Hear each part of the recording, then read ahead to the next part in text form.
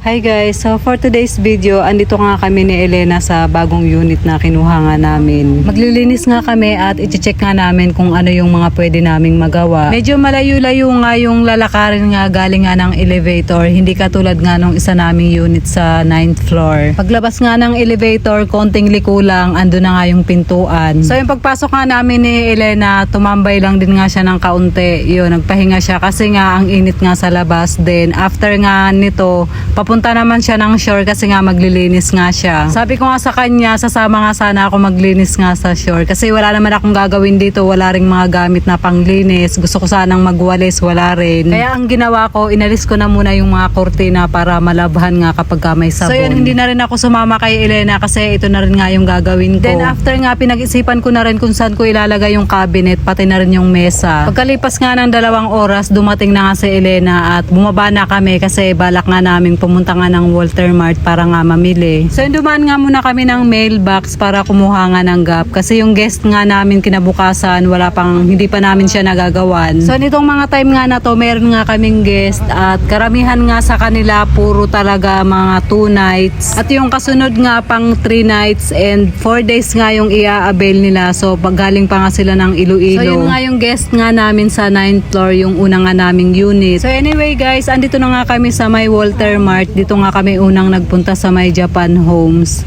Kasi marami ring mabibili dito na mga gamit pang kusina. At kahit anong gamit nga na pwede nga naming bilhin na magagamit nga dun sa unit. Madami-dami din nga yung nabili nga namin sa Japan Homes. Then after nga no, dumaan din kami ng DIY kasi meron din kaming mga binili doon na wala nga sa Japan Homes. Pagbalik nga namin ng Shell, sobrang dami nga ng dala nga namin kaya nag-e-bike nga kami at nag-special na lang kami pabalik. Saglit lang din sana naman lakarin tong Shell galing nga dun sa may Walter Mart. Yun nga lang kasi talaga yung dala-dala nga namin yung hindi namin kakayanin. Mahirap nga siyang buhatin kasi nga madami.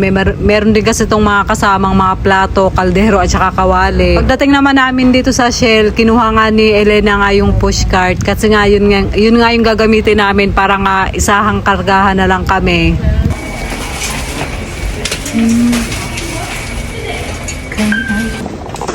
Hindi na dito. Dito na. Diba?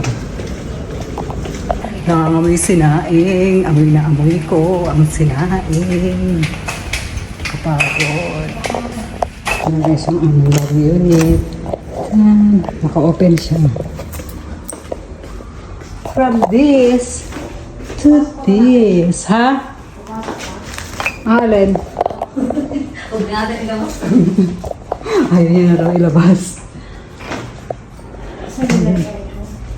Ba't parang walang initan?